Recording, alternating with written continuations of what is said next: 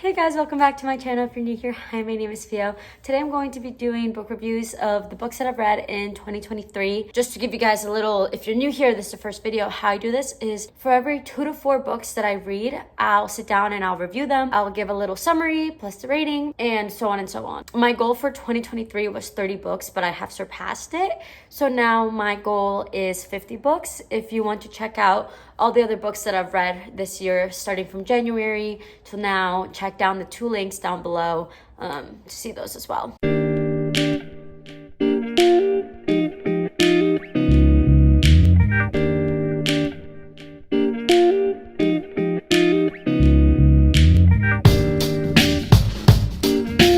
The 35th book I read this year was Happy Place by Emily Henry. And this book, it was hyped up so much, not only on TikTok, but by a couple people that I knew.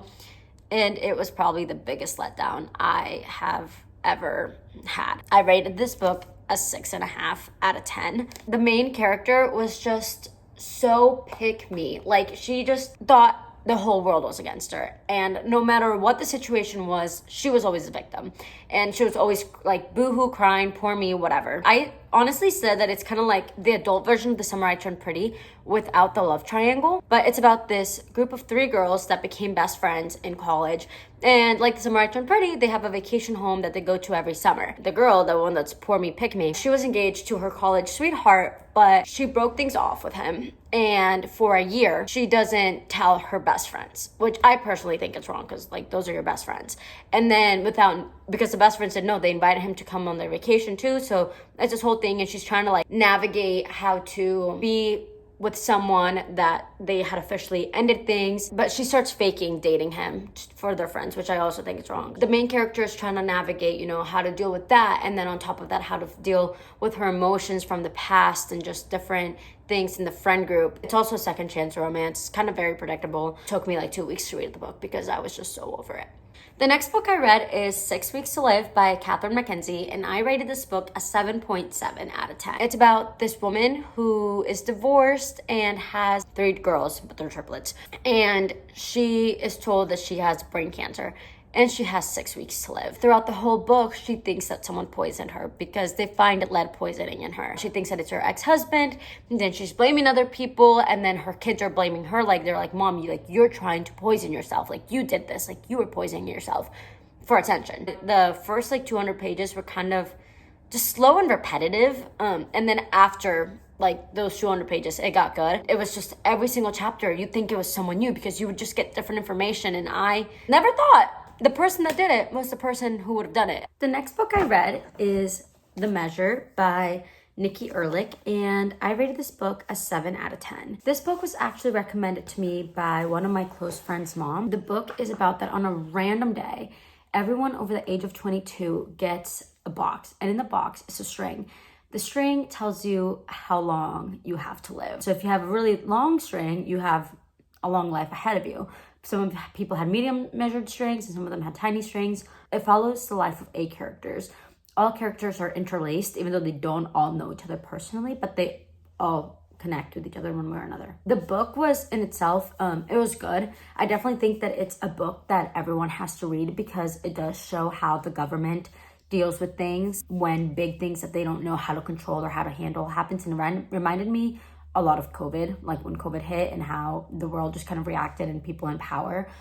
It also just shows the day-to-day life people of some people that are very wealthy and some people that are very poor, and then different job positions and what they want to do and how they dealt with it. The whole gist of the book, the whole message, and I was talking about this with Nina's mom, is that no matter how much time you have on earth, you can make an impact on people's lives. Be very conscious of the way that you live your life and the way you treat people. Make an impact, a good impact on people's lives. And how crummy would it be if we made a terrible impact on someone and treated them badly? I thought that it was a great message. I thought it was a good book. Definitely recommend it. The next book I read is Call It What You Want by Alyssa DeRogatis. I found this book on TikTok actually, and I rated this book a 9.5 out of 10. And I will always say this with this book specifically. I don't know if the book was actually good or if I just related to it too much that it made it that good. It's funny because the whole gist of the book is about situationships.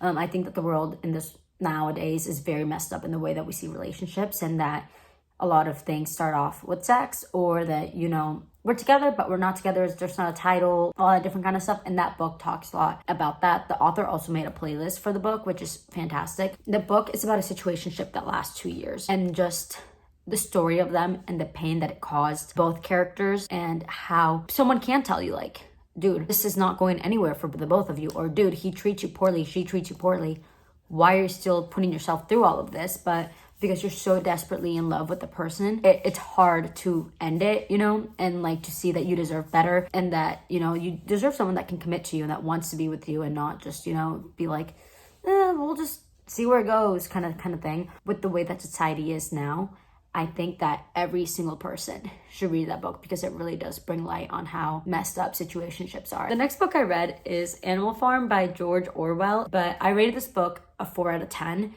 And it's from the same author as 1984, which if you watched my first part of book reviews, you know that I love that book. This book is very short. I read it in about 2 hours.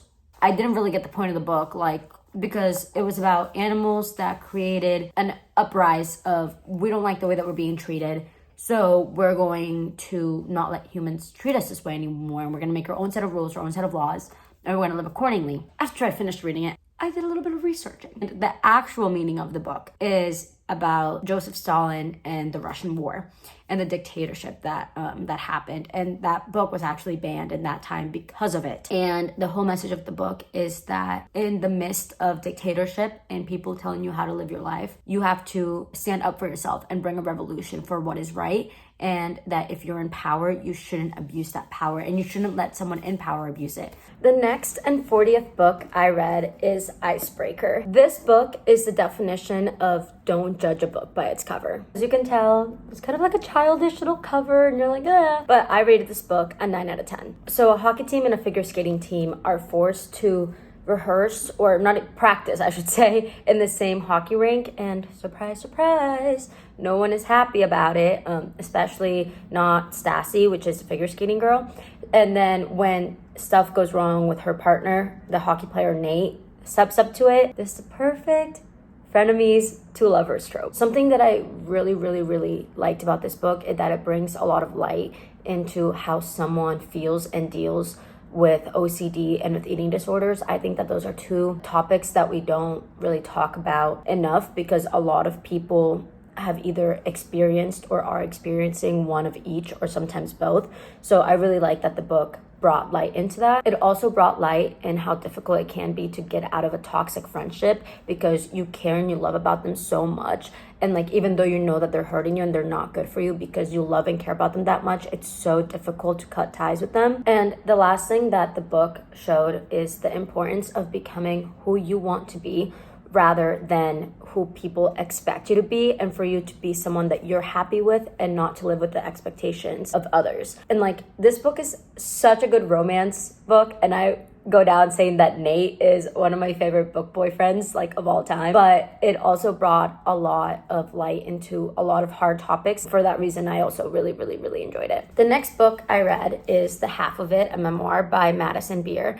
And this book actually kind of took me like a week to read, and it's only like 200 and something pages, but I rated it a 6.5 out of 10. Madison Beer shared her struggles growing up in the music industry at such a young age. She started when she was 12, and about a lot of the anxiety and depression that she has dealt with, and how finding the right people to help her through it, and like therapists as well, have just made her see herself in a new way, and not to blame her past on herself, because she was a kid and there was a lot of things that she didn't know about, and that it's normal to grow up. Everyone has traumas of some sort. They have things that they regret, but that there are things that are out of your control that you shouldn't blame yourself for. One of the things that I liked about the book is that she had kind of journal entries at the end of like almost every chapter, where she would talk about something, like every chapter about things that she went through.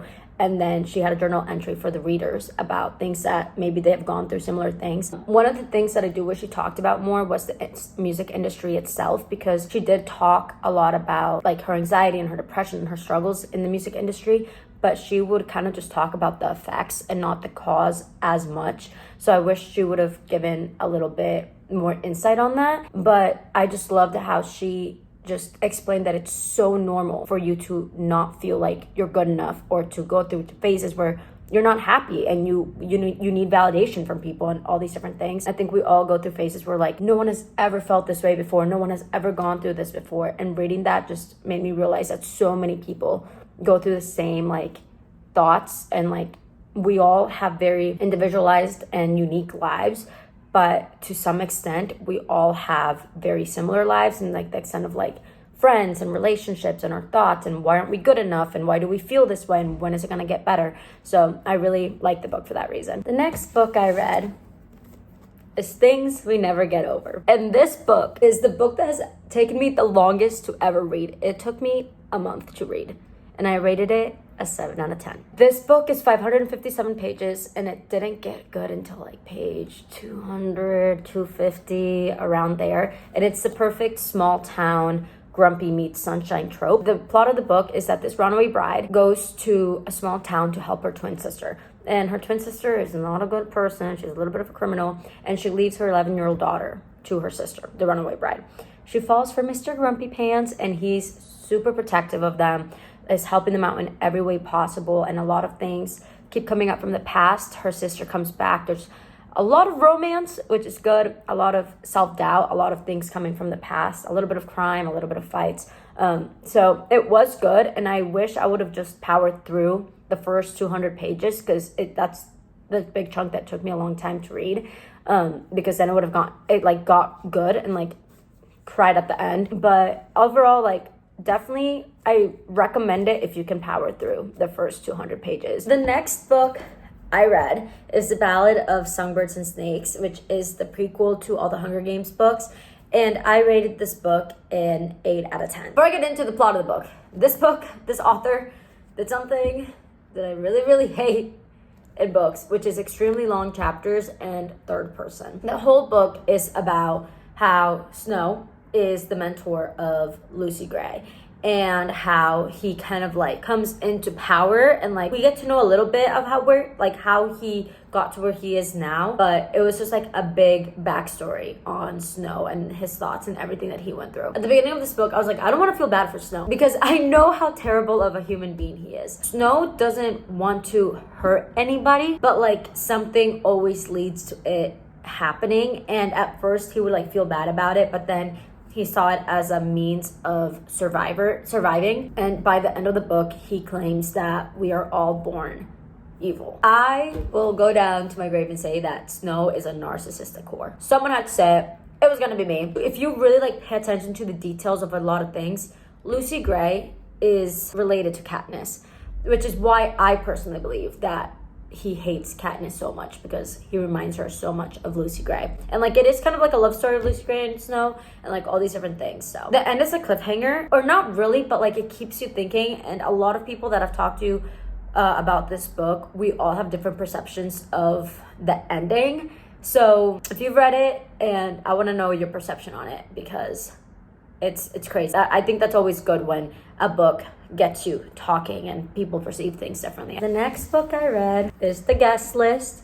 Everyone I know has read this book. All my friends read it, and I was the last one to read it from them, and I rated this book a 6 out of 10. Listen, I was very hesitant to read this book because it's from the same author from the Paris Department, and if you watched my first reviews of books, I did not rate the Paris Department very high. I did not enjoy it, but because all my friends had read it, I kind of felt left out. So I read it. I originally was gonna rate it like a 5, but then like the last like 70 to 100 pages got really good. I read this book in a day. It was nothing like crazy. It's not a hard read, but the last 70 pages got really good. And something that I think that bothers me about this author is that she gives a lot of like unnecessary details of the plot, that like I would much rather her focus on the crime scene rather than just give like a bunch of like background stuff.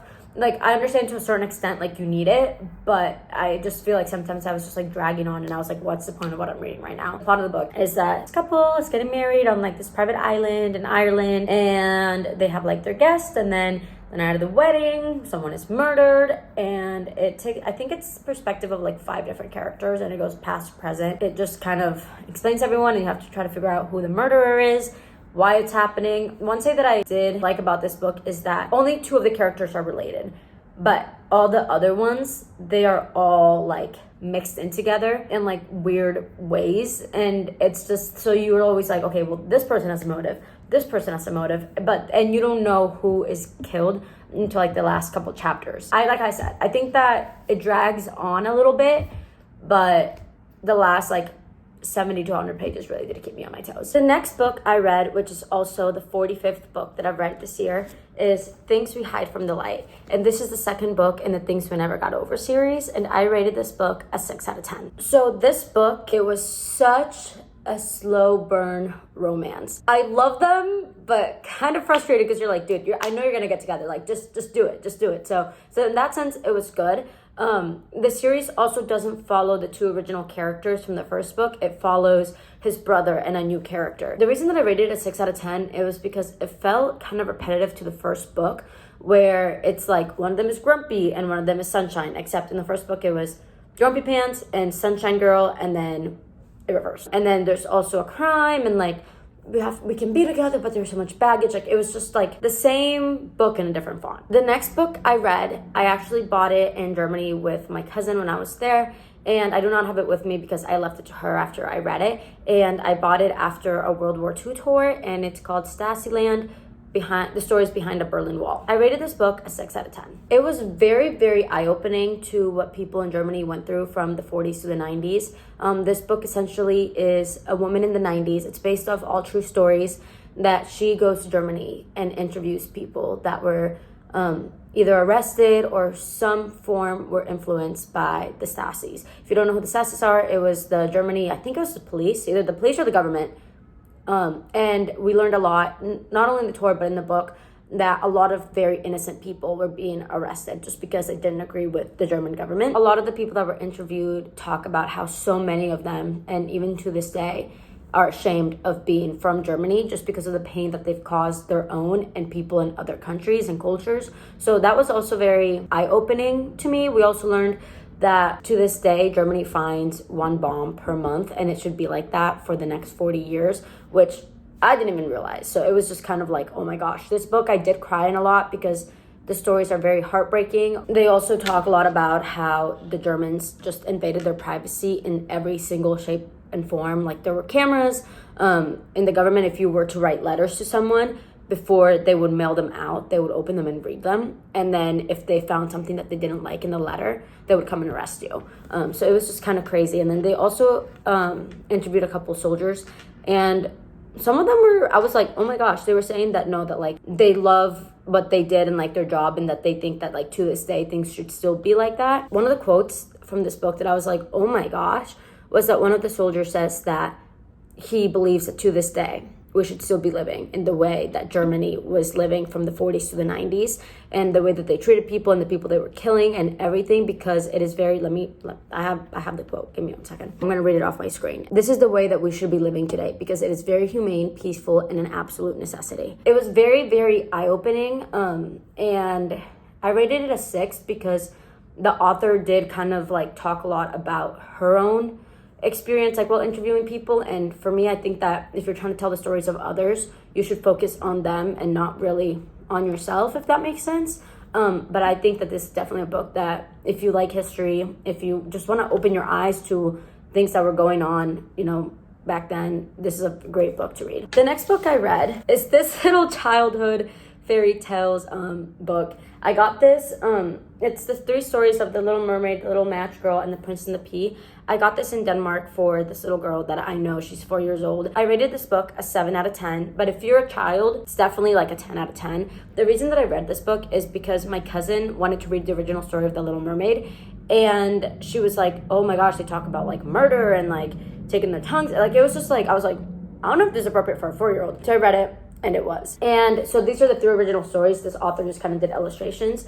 And honestly, if you have a child, like, you should, like, if you can buy this book off of Amazon or somewhere, like, definitely recommend it, because the illustrations are so freaking, like, they're so cute. It just tells the original stories of the princesses and like all these fairy tales. And something that I was like, oh my gosh, like, I already knew it, but I don't know why I just didn't grasp it, is that Disney and Pixar changed so many of like the original fairy tales and like that we're grown up with to make it better, because in this book, the original Little Mermaid dies at the end. She doesn't get her happily ever after with the prince. It was a very, very cute book. The next book I read, I don't actually have with me because I'm currently in Florida and it's back in New York, but it was The Way I Used to Be, and I rated that book a 7 out of 10. All the videos and reviews that I saw about this book, they were like, you're gonna sob your eyes out, like all this different stuff. I did not shed a single tear, and I think that the reason it's because it's for young adults. It's rated 14 and older, and I think that if it was maybe rated for a little bit older, that the author could have gone more in depth about like different things, but it was still an amazing book. It was about a 14-year-old girl that gets raped by her older brother who's in college, his best friend that she has known his whole entire life. And the book is separated into 4 different parts, which is freshman year of high school all the way to senior year, and just kind of like the process of healing and how you kind of like blame yourself and you don't really want to say anything because you're scared, especially like when that person has threatened you. It's not just with rape, but I think that with sexual assault too, where you are first kind of in shock and you're like, wait a minute, did this actually happen to me? And then from there to anger and crying and just being like, kind of turning into someone that you're not. Sorry for the background noise. My dog is in my room with me right now. The book just makes it such an emphasis. It is so hard to tell someone, and that it's not really that easy. You're a victim of your mind afterwards, where like your mind makes you believe that you're not good enough, and because this happened to you, no one is ever gonna love you and no one's ever gonna understand you, and how you kind of mess things up inside and outside. I don't know if I'm saying it properly, but like you are in so much pain of everything and in so much shock and trauma from the situation that like you start kind of sabotaging yourself and other people and your relationships with them, because this is such an awful thing that happens that you don't know how to properly deal with it, especially when you haven't spoken to anyone about it. This is such like a hard topic, but I do think that it's a book that everyone should read. The last book I read in 2023 is Matthew Perry's memoir, and I rated this book an 8 out of 10. Matthew Perry, he's always been my favorite character on Friends. Always has been. I think he honestly might always will be. And I think it's just kind of general knowledge that he went through a lot of alcohol and drug addiction, and it's so sad that he has passed away. He just talks about everything in his life, and from when he was a kid to all the way to his adulthood, and then how different drugs and alcohol affected him, but then how his childhood is kind of like the reason that he thought so many different things, and how he kind of would just mess up relationships in general because he didn't think that he was good enough, and he was always afraid of people leaving him, so he would leave them before they could hurt him. It was an extremely eye-opening book about his life, because homeboy was in a coma. And not to like disrespect it, I said it like in such a weird way, but like I never knew that. And there's so many things that like I don't think a lot of people ever knew about him that he shares. That's insane. And I started rewatching Friends at night, like before I go to bed, and because he explains like, when I'm this skinny in Friends, it's because I'm on this. When I weigh this much, I'm here. If I have this type of facial hair or this type of haircut, it's because I'm on this. And knowing that now and rewatching it is so heartbreaking, but I definitely recommend this book. Reading this, I'm like, he is such an incredible human being, and that he can just confess everything. And he apologizes to a lot of people in this memoir as well. I just have so much more respect for him, and addiction is such a terrible disease. And I don't think we talk about it enough, and it's very eye-opening. And I definitely recommend this book. So unfortunately, my goal for 2023 was 50 books. And I somewhere miscounted. I thought the Matthew Perry book was book number 49. And I was like, oh, I just got one more book after this. I got it. No, it's number 48. And I was like, I can't read 2 books in 1 week. Because it was like during the holidays too. I was like, I don't have time. So I did not meet my 50 book goal. It was 2 under. But my original book for 2023, if you watched the first part, it was 30. So I surpassed it by 18, but I didn't meet the new goal that I set for myself. But maybe in 2024, I will. Thank you guys so much for watching my video. If you guys have any book recommendations or any questions about any of the books that I talked about, please let me know, and see you next time.